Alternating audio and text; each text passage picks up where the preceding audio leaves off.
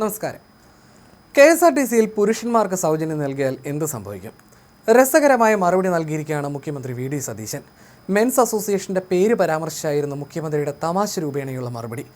പുരുഷന്മാർക്ക് സൗജന്യം കൊടുത്താൽ മിച്ചം വരുന്ന പണം സർക്കാരിലേക്ക് തന്നെ വരുമെന്നും സ്ത്രീകൾക്ക് കിട്ടിയാൽ അത് വീട്ടിലേക്ക് പോകുമെന്നുമായിരുന്നു സതീശന്റെ മറുപടി.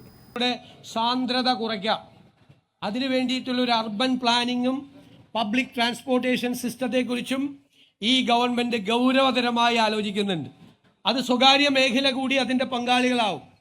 ആ സ്വകാര്യ മേഖലയ്ക്ക് എന്തെങ്കിലും ഒരു നഷ്ടം ഈ ഒരു പദ്ധതി കൊണ്ട് ഉണ്ടായിട്ടുണ്ടെങ്കിൽ അതുകൂടി നികത്താനുള്ള നടപടി ഗവൺമെൻറ് സ്വീകരിക്കുമെന്ന് ഞാൻ ഉറപ്പ് നൽകുന്നു.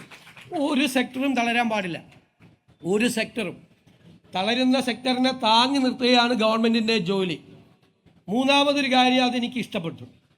നമ്മുടെ മെൻസ് അസോസിയേഷൻ അവർ ഭയങ്കരമായ പ്രതിഷേധമാണ്. സ്ത്രീകൾക്ക് മാത്രം സൗജന്യം കൊടുക്കാൻ പോകുന്നു എന്നുള്ള ഒരു പ്രതിഷേധമാണ്. അപ്പോൾ അവർ വേറെ ബസ്സിലൊക്കെ യാത്ര ചെയ്യുന്നുണ്ട്. അതൊരു രസകരമായ ഒരു കാര്യം കൂടിയായിട്ടാണ് ഞാൻ കാണുന്നത്. അതിനോടൊന്നും നമുക്കൊരു വിരോധമില്ല. പക്ഷെ എല്ലാ പ്രശ്നം എന്താ, പൊതുവായി എല്ലാ പുരുഷന്മാരെയും കുറിച്ചല്ല ഞാൻ പറഞ്ഞത്. ഞാൻ ഒരു പുരുഷ വിരോധിയൊന്നുമല്ല. ഈ ഇത്രയും പൈസ ബാക്കി വരുന്നു എന്ന് പറഞ്ഞ് ഇവർ യാത്ര ചെയ്യുമ്പോൾ ഇവരുടെ കയ്യിലാണെങ്കിൽ ആ പൈസ വീട്ടിലെത്തും. മറ്റേതാ സൗജന്യം കൊടുത്താൽ ഈ ബാക്കി വരുന്ന പകുതി കുറച്ച് പേര് കൊടുക്കും വീട്ടിൽ, ബാക്കി അവിടെ പോവും. ഞാൻ പറയില്ല, ഗവൺമെൻറ്റിന് കിട്ടും പൈസ, സർക്കാരിന് കുഴപ്പമൊന്നും ഉണ്ടാവില്ല, പോയില്ല. അപ്പോൾ ഇവർക്കൊന്ന് കൊടുക്കട്ടെ.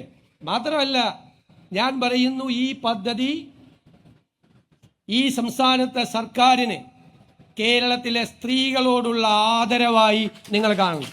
ആദരവാണ്. സ്ത്രീകളെ ബഹുമാനിക്കാൻ ഒരു സമൂഹം പഠിക്കണമെന്നുള്ളൊരു സന്ദേശം കൂടിയാണ്. ആദരവോടുകൂടി ബഹുമാനത്തോടുകൂടി നമ്മുടെ അമ്മമാരെ, സഹോദരിമാരെ അവരെ കാണണം. ആ ആദരവാണ് ഈ സംസ്ഥാന സർക്കാർ അധികാരത്തിൽ വന്നതിന് ശേഷം പ്രഖ്യാപിച്ച് നടപ്പാക്കുന്ന ആദ്യത്തെ പദ്ധതി കേരളത്തിലെ സ്ത്രീകളോടുള്ള നമ്മുടെ എല്ലാവരുടെയും കേരളത്തിലെ ജനങ്ങളുടെ ആദരവായി കണക്കാക്കണം എന്ന് ഞാൻ ആഗ്രഹിക്കുന്നു. ഒരു സന്തോഷം കൂടിയുണ്ട്. ആദ്യം ഈ ബസ് യാത്ര ചെയ്യുമ്പോൾ ഇതിലെ ഡ്രൈവറും കണ്ടക്ടറും വനിതകളാണ്.